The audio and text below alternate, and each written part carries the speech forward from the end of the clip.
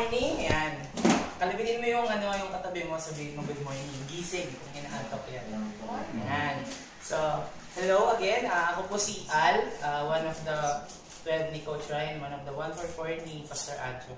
So, I have a question for you guys.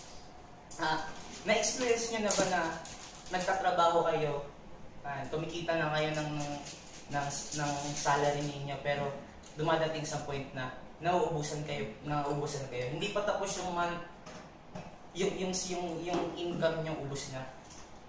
Or sabihin na natin na kahit na pursige tayo sa trabaho, yung pagtatrabaho natin hindi nagiging sapat, yung kinikita natin hindi nagiging sapat para dun sa ikakabuhay natin.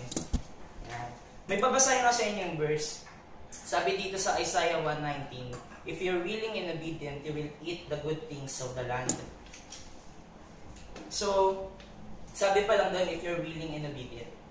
So, may babanggitin ako sa inyong 2 points. Sabi sa first point, be willing. So, pag sinabi natin willing, dapat nanggagaling sa atin yung pusa. Hindi yan manggagaling sa coach mo, hindi yan manggagaling sa kaibigan mo. Kasi nasa sa atin yan. Sa sarili natin yung will natin yan eh. Okay? Ngayon, I want to ask you this question. Saan nauubos yung time mo? Diba? Dapat kung willing tayo na sumunod kay God, kung willing tayo na i-follow natin si God, dapat yung time mo nai-spend mo sa Kanya. Sa papaanong paraan, ano yung time na pwede mong ma-offer kay God? Maybe it's your prayer. Dapat nag-aala tayo ng prayer time kay God. Kasi that's yun lang yung communication natin sa Kanya. Your Sunday service, dapat yung Sabbath day natin, ino-offer natin sa Kanya. And devotion and making disciple. So point number 2, be obedient. Dahil sa love tayo ni God, God gave us a freedom to choose. Now it's our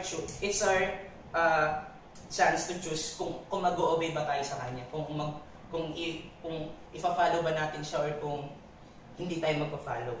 Now, gusto niyo bang makuha yung good things of the land? Gusto niyo bang ma-receive yung fully blessing ni God? Kung gusto niyo ma-receive yun, dapat willing kayo na sundin siya. Kahit na yung buhay natin medyo parang nag-aalanganin na, dapat willing pa rin tayo. And willing tayo mag-obey sa Kanya. So, yan, let's pray. Thank you, Lord. Amen.